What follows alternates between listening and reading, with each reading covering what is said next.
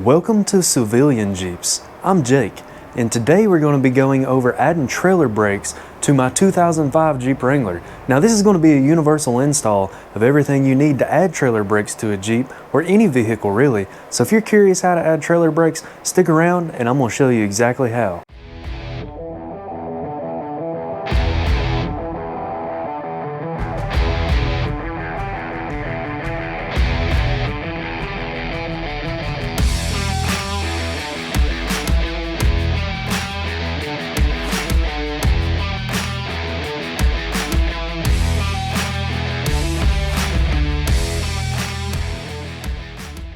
Now I'd like to start with the actual brake controller itself. This is the REDARC TowPro Elite. I got this because I like the size of the unit. Like that little box right there is going to go behind the dash, so it's tucked in out of the way, and that's a little switch down there on the bottom right, and that's going to make for a very clean install. I'm not sponsored by REDARC. I paid full price for this. It was like $250. It is not cheap, but I'll be linking all this stuff that I'm using today in the description if you want to check that out. This is a 7-way trailer plug. This is going to go in the back to give it the extra plug-ins for the trailer brake accessory. Now, if you're wondering why I'm adding trailer brakes to this Jeep, because you know it is a Jeep on 37s, how much you possibly going to be towing. Well, the power stop brakes pulls and stops these 37s just fine. So I'm not worried about the power stop brakes, but I am adding the brakes for this trailer. Now this trailer, it's been on the channel in the past, but it's undergone a complete makeover, and I'll introduce it here later on, but I don't want to dive too much in this trailer. That's not why I'm here today. But if you're curious on what I use to add trailer brakes to this trailer, I'll put that in the description as well. I'll go over it real quickly with you. Now this trailer here's got a Rockwell 3,500 pound axle. This is a 7-way trailer plug, goes down to my junction box I've got tied in up under the frame. This is the existing 4-light. It's going to go to the trailer box. And then that's my Rockwell 3,500 pound axle, and I've got Dexter 3,500 pound brakes under there. I put those on yesterday. Basically, I took the unit bearing hub assembly out and replaced it with the new Dexter assembly, and that's my old stuff in the box right there. So it was a completely drop-in kit. I recommend it. It's on Amazon. It's about $400. I'll link that below, but the trailer is not while we're here. So let's go ahead and dive into this Jeep. Well, here we have the unit. This is the box that's going to be mounted behind the dash. This is your little dial that's going to connect into your switch. It's going to sit like this. So that's going to be on the dash somewhere. Now this trailer brake unit, I really like the 2 different modes that it has. It has proportional, which that's when you hit the brake, like the amount of force that you put on the brake depends on the amount of force it's going to activate for the trailer. Or it has user mode, which is a user defined, and I believe this thing lights up blue and proportional and green and user control, just based on what I've seen online and the manual. This one right here is for, this plugs into the box and then that goes to your switch. This is the other side that plugs into the box, and you're going to have 4 different wires. You're going to have a red. The red goes to your actual brake pedal. Then the black goes to a hot, and then the blue goes all the way to the rear of the vehicle for your actual switch or your 7-way plug, and then the white is the ground. Coming over here and looking at this is your instruction manual. This is a template for drilling if you need it, and you're not going to drill out that big of a hole, but it's nice that they do include that.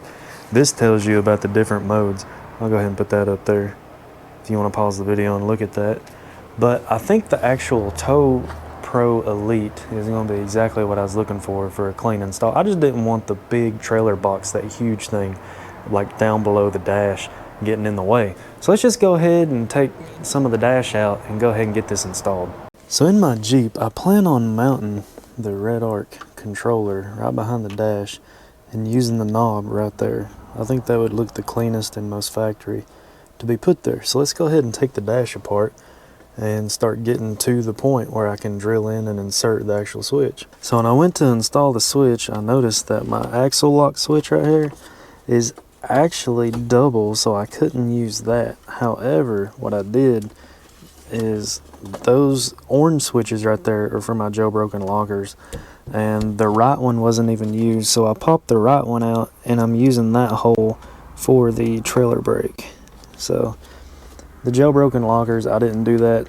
Obviously some of this wiring is kind of janky, I'm gonna have to redo that, but the jailbroken lockers are nice.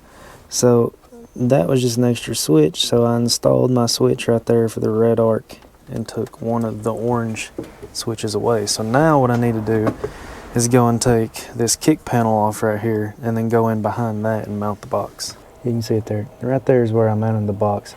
So the box is mounted behind the kick plate, so I went ahead and did that. That took a while to find somewhere to actually mount that thing. You don't want to zip tie it. I believe that might have something to do with the proportioning function. So I hard rigid mounted with a bolt the box. So I went ahead and found the brake switch, which is right here, and I went ahead and took that out. If you got a TJ, all you do is twist it clockwise. When you twist it clockwise, it just pulls on out. But when I did that, I found out that let me see here, the orangish brown and white wire, the one on the far left right here, it's white and brown. That wire is the one that goes the 12-volt signal back to the brake lights whenever you actually push your brake.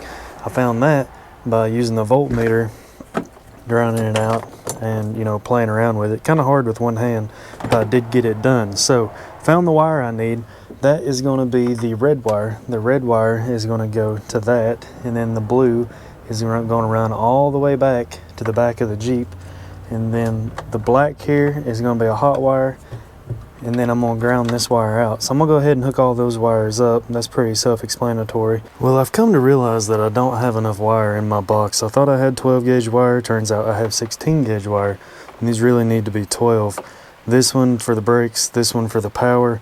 And when I read the instructions, these really need to go to the battery, and the positive needs a 25 amp fuse on the end of it. So I do not have the correct fuse or wiring, so I'm gonna have to hold off on this for a moment. But what I can do though is let's go around to the back of the Jeep, and I'm gonna go back here and go ahead and wire this 7-way plug in. Now what I'm gonna do is get the plug, and I'm gonna drill a 2-inch hole right here. I'm gonna mount it to my bumper right there. I feel like that would be the best access for it. Well, things escalated, and they escalated quickly. Went to drill the hole, the 2-inch hole in my bumper. As you can see, the bumper's not on the Jeep. I'll get to that here in a minute. And I ran into one of the supports on the back, but structurally wise, it's still fine, but I could not get the hole out. So I had to take the whole bumper off. Took the bumper off, only to find out that I couldn't get an angle grinder in there. So then I was like, I guess I'm gonna have to whip out the plasma cutter. Once again, the plasma cutter has saved the day. That thing is worth its weight in gold. I use that all the time. The heck with angle grinders. But anyway, that's not what this video is about. But the plasma cutter got it to where we can slide this pin in, and I'm gonna touch up all that paint, make it look good again. But this is gonna be sweet, but man, was this some work. It's probably been 2 hours, 3 hours since I last seen you guys. So that is what we're gonna have on the back. But wow, that was some work. Okay, so the wiring is done, and I wanna show you guys what I did as far as wiring this whole thing up. I'll save you guys the boring part of me just running wires around, but I am gonna show you how I hooked it up. So, when you look in here, here's your trailer brake controller. This is the blue for the brake. This is the black for the hot. It actually goes to the battery. So I got some wire off Amazon, and this is the 12 gauge wire from National. I'll link it below, and it's 2 wires in here. There's a black and there's a red. Now I'm not going to use the black for a ground. What I use the black wire for, that's actually the blue brake wire, and then the red wire there is my hot. So if I go around to where I ran through the firewall, I just ran through the firewall down there, back behind the engine, somewhere around down in there, and then ran it up the firewall, tucked it in there. Gonna clean all that up with some zip ties here in a minute, but it come out here, and then my black to black, and that just goes straight to the one that goes down under the Jeep, black to black, because remember, that's brake. Now this one that come out of the firewall, I've got a red wire going to the battery, but I've got an inline 30 amp fuse to protect the brake controller box that goes straight to the battery. Now coming out of the battery is another 30 amp inline fuse, and this is going to be the constant 12 volt hot that's underneath the Jeep that goes to the 7-way plug. This is something that you can use to, if you want to trickle charge the battery through your 7-way plug on the trailer. That's going to work out because the junction box is under there. I'll just take a 12 volt, hook it into my battery, or a 12 volt power source wire, or probably a 12 gauge wire, hook it into the battery, but that's the trailer. We're not going to go into that in any more detail. But I will show you though on the back, what I did is under here you can see that it is hooked up to the 7-way or the 4-way. Where is it at? There it is. There's my 4-way, the existing 4-way, and it's just a plug and play installation as far as that goes, so that's real easy. But then you can see that the black is going to the red because the black back here is your constant hot. So that I now have a constant hot to the battery, and then the blue is the brake, and it's going to this black wire right here. So the constant hot and the brake is both hooked up. This yellow wire here is technically your reverse, but I'm not going to be running reverse lights on anything. So what I'm going to do is hook this up to my control panel S pod type system that I've got, and I'm going to hook it up to run the rock lights that I'm going to put on the trailer.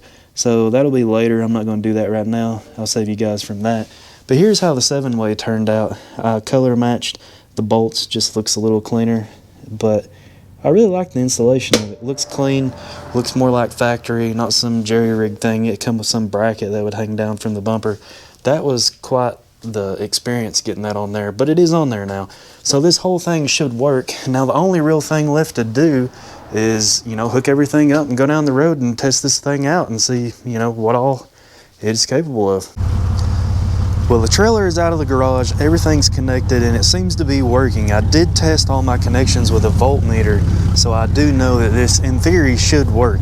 Now, whenever I first connected it, I noticed that my actual switch down here is blinking blue and green. That just means that it's in the calibration process, and you're going to want to, from what I've read from the instruction manual, drive like normal under normal braking conditions for a few miles down the road, and it should learn the direction for the proportional braking. Now we're going to go ahead and do that, and you know, make sure that the trailer brakes are working, in fact, and let's just drive around and see what happens. This should turn solid blue or green depending on which mode you have it in. Well, so far this is working great. I pulled over on the side of the road though because this Jeep is a chore to drive anyway, with 37s, a stick shift, long arms, towing this trailer. So there's no way I could possibly film while I'm doing it. But let me tell you, this thing is working phenomenally. Let me show you what is going on here. So the proportion mode is done. You can see that right now it's just all blue. I think it might look a little weird on camera, but trust me, this knob is all blue now.